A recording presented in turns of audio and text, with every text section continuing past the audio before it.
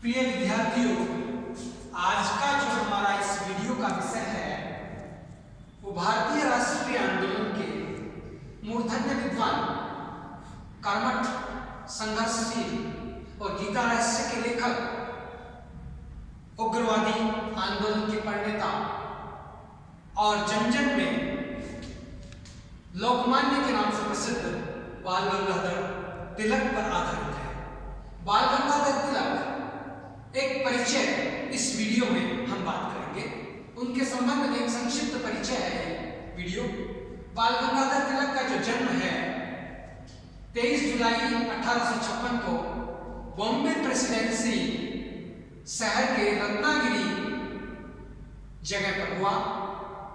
उनका जो परिवार है वो चित्पान ब्राह्मण परिवार है, अर्थात उनका जन्म ब्राह्मण परिवार में हुआ। उनकी माता पार्वतीबाई है नाम और उनके पिता बलवंत राय शास्त्री जो स्कूल में शिक्षक थे और इंस्पेक्टर के रूप में उनकी पदोन्नति आगे होती है। उनकी जो 15 वर्ष की आयु के पश्चात विवाह हो जाता है और विवाह ताप्ती देवी से होता है जो 11 वर्ष की थी।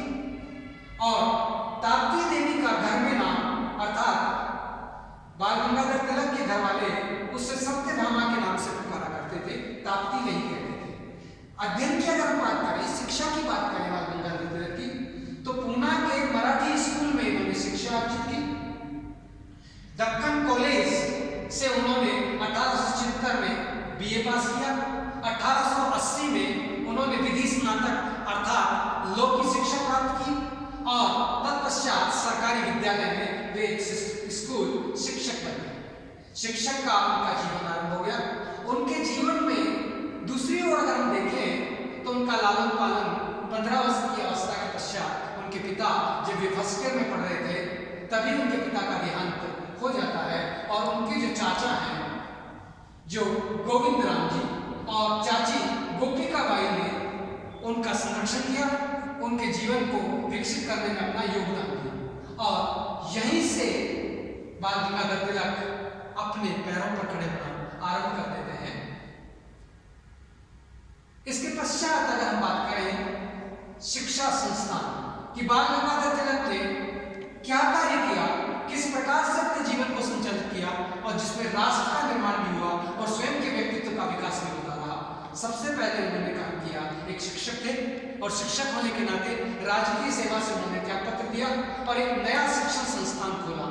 5 मित्रों ने मिलकर, जिनमें बाल गंगाधर तिलक, शिवराम आपटे, गणेश शंकर गौड़, महादेव बी नाम जोशी, जीजी आयंगर ने मिलकर एक समिति बनाई, दक्कन एजुकेशन सोसाइटी, और उस सोसाइटी के माध्यम से 1 जनवरी 1880 को न्यू इंग्लिश स्कूल खोला। और ये न्यू इंग्लिश स्कूल इतना प्रसिद्ध रहा कि अंग्रेज अधिकारियों ने भी कहा कि ये राष्ट्रीय शिक्षा और राष्ट्र निर्माण में अपनी अहम भूमिका निभाता है और गुणवत्ता की शिक्षा प्रदान करता है।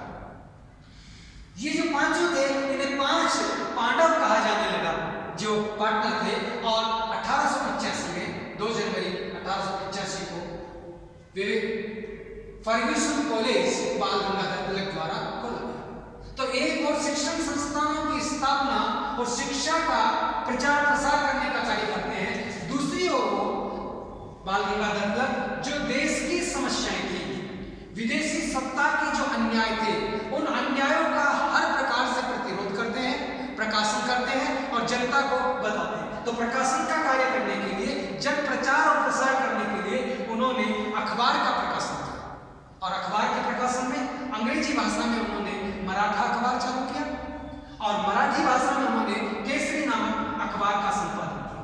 दूसरी ओर राष्ट्रमत और डेमोक्रेट नामक 2 अखबार और उन्होंने निकाले जो ज्यादा प्रसिद्ध नहीं थे। अखबार प्रकाशन के पश्चात इन अखबारों के माध्यम से वो आजीवन देश सेवा करते रहे और इनमें जो लेख उन्होंने प्रकाशित किए उन लेखों के कारण ही उन्हें 3 बार जेल की यात्रा करनी पड़ी।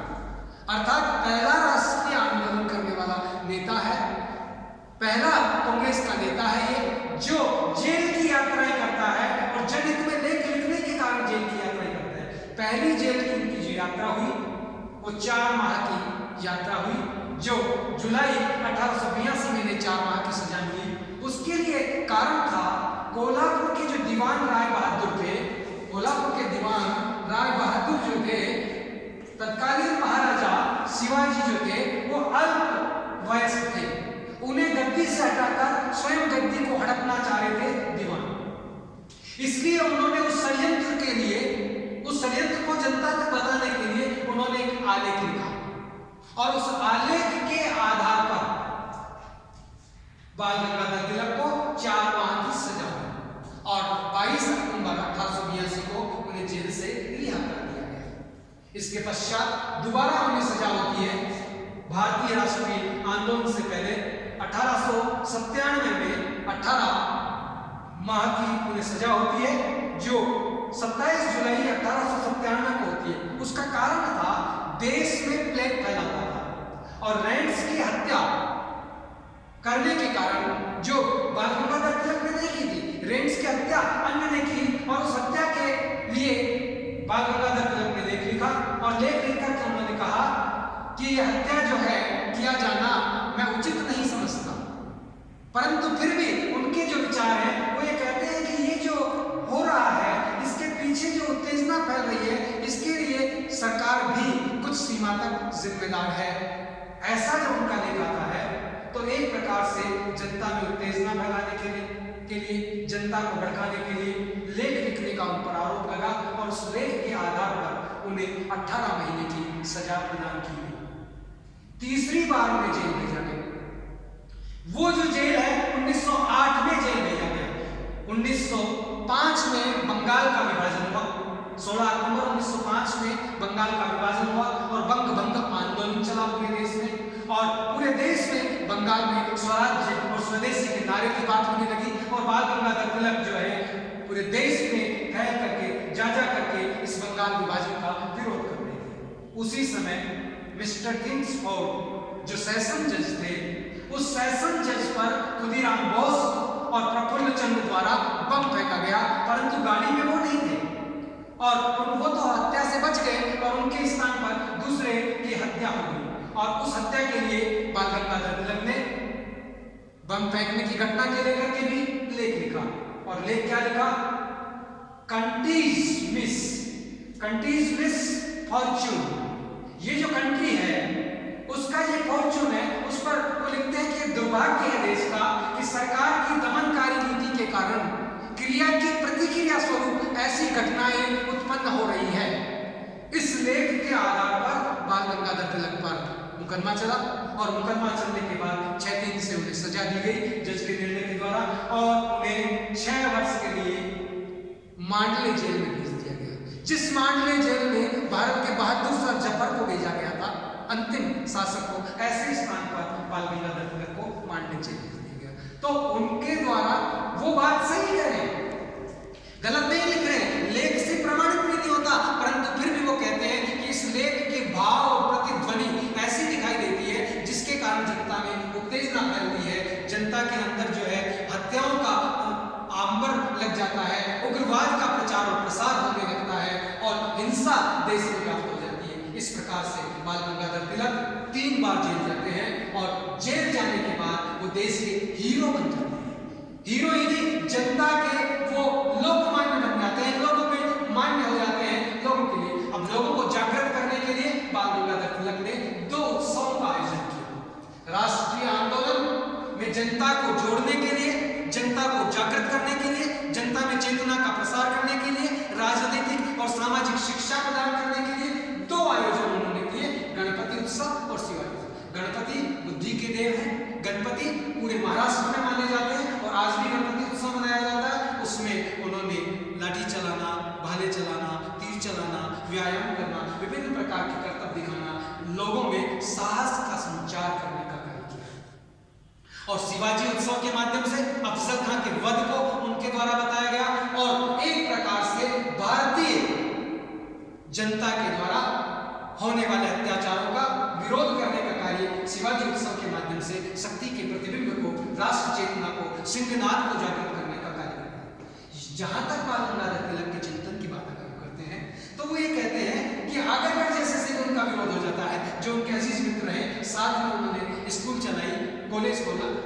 वो पाश्चात्य शिक्षा से प्रभावित थे और पाश्चात्य शिक्षा के साथ पंथ निरपेक्षता, जिसे हम धर्म निरपेक्षता कहते हैं, उसका प्रभाव था और उस प्रभाव के परिणाम स्वरूप वो देश का सम्मान, देश की शिक्षा, देश का जो गौरव है उसके स्थान पर पश्चिम के गौरव को सही मानते हैं, उनकी बुद्धि विज्ञान को अच्छा मानते हैं और देश का जो राष्ट्रीय चेतना है उस चेतना को तो जागृत करते हैं पर हीन दशा से जागृत करते हैं। तो यहाँ बाल गंगाधर तिलक कहते हैं भारत की समस्याओं का समाधान भारतीय औसत से ही किया जाता है। प्राचीन भारतीय चिंतन, जो दयानंद ने वेदों की चिंतन की बात की, विवेकानंद ने वेदांत के चिंतन की बात की और सामाजिक और धार्मिक सुधारों की बात की, राजनीतिक प्रेरणा की बात की, वहीं से वो भारतीय मिट्टी से अपना चिंतन उदित करते हैं और भारतीयता में विश्वास करते हैं, प्राचीन भारत के गौरव को उठाना चाहते हैं और एक राष्ट्रीय चेतना, जिसको हम कहते हैं बाल गंगाधर तिलक भारतीय राष्ट्रीय चेतना के अग्रदूत बन जाते हैं। और जब जेल में वो 6 वर्ष रहे तो मांडले जेल में भी उन्होंने गीता रहस्य नामक पुस्तक लिखने का कार्य किया। दूसरी उनकी जो पुस्तक है architect home in the Vedas, कि आर्यों का मूल निवास स्थान उत्तरी ध्रुव है, पश्चिम नहीं, अन्य जगह नहीं। तीसरी ओर वो पुस्तक लिखते हैं वेदांत, वेदांत ज्योतिष, वेदांत ज्योतिष के माध्यम से वेदों में ज्योतिष गणना, ज्योतिष के आधार पर कब जो है सूर्य ग्रहण होगा, कब चंद्र ग्रहण होगा, किस प्रकार से सूर्य नक्षत्र उतारों की बात है, ओरायन नामक पुस्तक लिखी। इस प्रकार से उन्होंने विविध बुक्स लिखने का काम करते हैं। और इसी के साथ 1889 में कांग्रेस में बाल गंगाधर तिलक का प्रवेश होता है।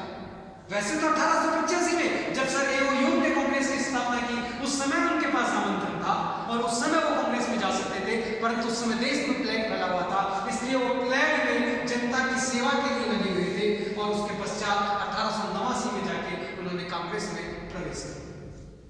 कांग्रेस में प्रवेश के साथ ही अपनी एक विचारधारा का भी प्रवेश हो जाता है, जिसे उग्रवादी विचारधारा कहते हैं। कांग्रेस की जो नरमवादी नीति थी, जो पश्चिम परत नीति थी, अंग्रेजों के प्रति देशभक्ति, अंग्रेजों की शिक्षा के प्रति विश्वास, अंग्रेजों की न्यायप्रियता में विश्वास, अपील दलील की चिंतन की बात वो जो करते थे, उसके विपरीत एक चिंतन जो कहता है स्वराज्य मेरा जन्मसिद्ध अधिकार है, मैं उसे लेकर रहूंगा, इस प्रकार का जो चिंतन है कांग्रेस के मंच से वो आरंभ करते हैं। और 1907 में जाकर कांग्रेस में विभाजन हो जाता है, सूरत की फूट के माध्यम से कांग्रेस 2 टुकड़ों में विभाजित होती है, उग्रवादी कांग्रेस और उदारवादी कांग्रेस। और उग्रवादी कांग्रेस में बाल गंगाधर तिलक, लाला लाजपत राय और विपिन चंद्र पाल जैसे नेतृत्व करते हैं। और इसी समय बंगाल विभाजन के बाद जब 6 वर्ष का ये जेल हो जाता है 1908 में, तो ये जेल चले जाते हैं, आंदोलन सीमित हो जाता है। 1916-17 में श्रीमती एनी बेसेंट से के साथ वो होम रूल आंदोलन चला रही थी और